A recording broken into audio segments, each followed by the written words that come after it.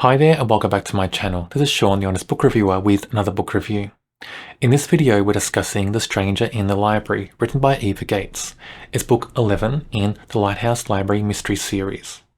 Now by now, after 11 books, the library feels like our library. If you're reading the series from book 1, by now after 11 books it has to be our library. It feels so comforting, like home. I'd love to go to a library lighthouse because I think it'd be so novel, so quaint. But it'd have to be a huge lighthouse, wouldn't it? Or it would have to be like Doctor Who's TARDIS, because how can you fit a big library in a lighthouse? But anyway, another thing about this series is Louise Jane.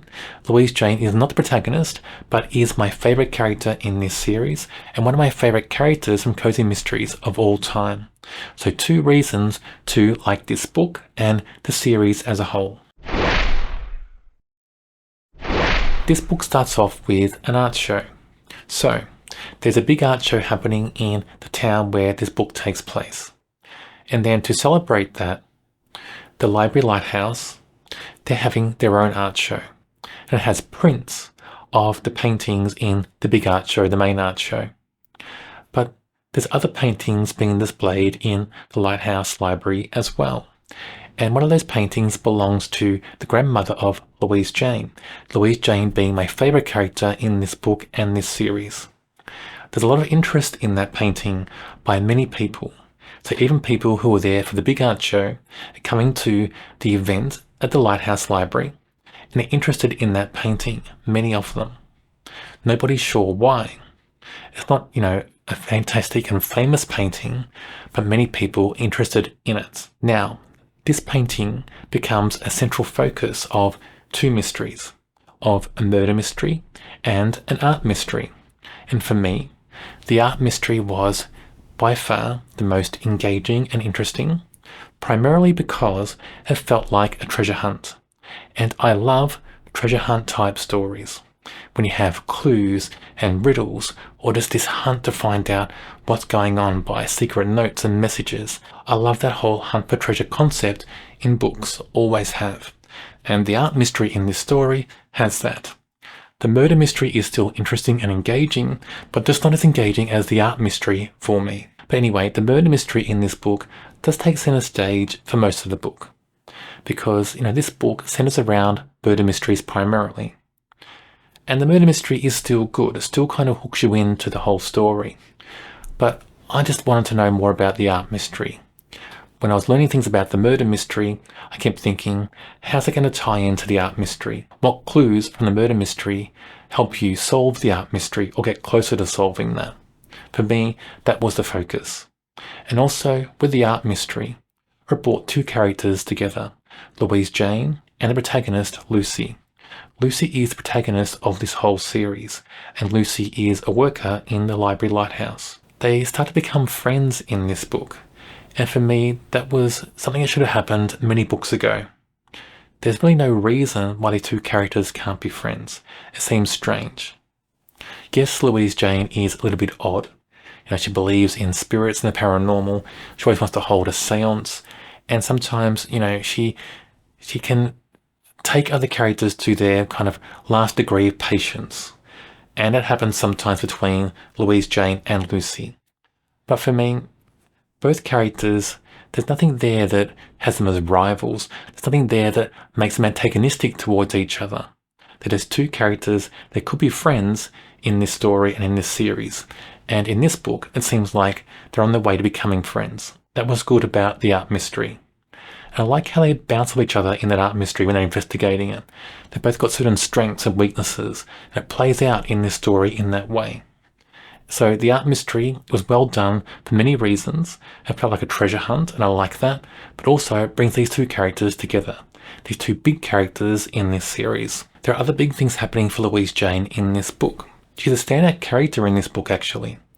I'm not going to disclose what those big things are, but they could change the character for future books in the series, and I've got the impression there are more books in this series to come. It just feels like this series is not ready to be finished yet. I think Eva Gates has got many more ideas for mysteries and for the characters to play on in the future. And I hope she does, because I'm enjoying this series so much. Eva Gates took a risk with the character in this book. The character is here for this book only, I think. And it's an artist, a local artist, who's very eccentric. And he thinks that his paintings, which other people think are terrible, he thinks his paintings are brilliant and should be viewed and adored by millions. Now this character is a bit risky, because when you have characters like this that seem overly quirky, overly eccentric, sometimes it doesn't work. In this book, it works brilliantly. The character is so well done in this story. It's one of my favorite characters in this book. I'm hoping this character shows up in future books, because I just feel like this character has more to give. This character was just suitably quirky, wonderfully eccentric, just antagonistic towards other people as well, but in a good way. It brings out more engagement in the story because of that. I think this character was just perfect in my view for this book. The mystery in this book is tightly written. Everything is so well done, so well plotted and planned. The characters are great, the setting's great. And by now it just kind of feels like, after 11 books, it feels like you're going home. It's comfort. You know, you've got settings and characters that are described well. The author just knows them so well, knows the whole world this book is set in so well. And it feels like you've been there for many years. You feel part of the community by now when you read this series. And I like that. That's one of the reasons I like cozy mysteries, because with a cozy mystery, when it's well written, you're welcomed into that book. You're welcomed into that setting. You feel like you're there. You feel like you're there with the characters. You feel like you're living there in a way. So I enjoy that with cozy mystery, because they're very immersive. When they're written very well, they're very immersive indeed. Tom is an art dealer in this book. One of the people who are in town for the big art show, but also go to the library. He's also interested in that painting that Louise Jane's grandmother owns. I'm not going to tell you too much about this character, because there are things in this book that happen around the character. They're very mysterious, very intriguing and engaging. And in some ways it makes the character larger than life. There are certain moments though where I think, well, why? You know, there are certain things in the book the character does that make sense to me. But overall, a good character. Towards the end, the character kind of evens out and is well done. So for me, not a perfect character, but a standout character, mostly for the right reasons, but I think a character we may see more of. I'm not going to tell you why in this video, but I think we'll see more of the character in future books. Ivan is a local artist in the town, and he's an artist who is very eccentric and quirky. It's the character that Eva Gates took a risk with and won out on that risk, because his character is brilliant in this story, stands out so well, and is written so perfectly into the book. This character is just thinking that his paintings are brilliant, that the whole world should adore his paintings. Everybody who looks at them thinks they're terrible, they're mediocre, they're not brilliant at all. But this character, Ivan, thinks he's the most brilliant artist that's ever lived, I think. The way he presents himself, the way he carries himself in the book is just so well done. It just kind of suits this whole setting and this whole town.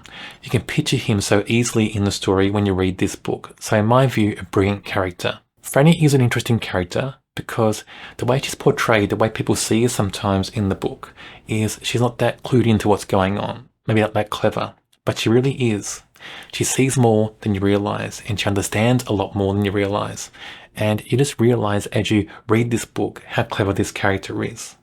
I enjoy that about the character because it's like Eva Gates as an author is giving us different layers of characters as the book progresses. And I like how there's different subtle things going on with characters you may not realise until later on in the story. So for me, this character Franny is all about, giving us a character that people just misjudge. They misunderstand.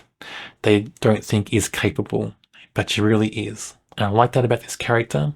I like how she's used in the story. This book is such a welcome addition to this whole series. I enjoyed it a lot. I rate this a 4 out of 5. I like the characters, I like the setting, I like the mysteries, both of them. But for me personally, the art mystery was more enjoyable than the murder mystery. I just think that art mystery just stood out so much because it's like a treasure hunt, and I like treasure hunt type stories. On my channel, I review many cozy mysteries. If you enjoy cozy mysteries, check out my channel and subscribe. On the screen now is a link to another video for a book I'm sure you'll enjoy.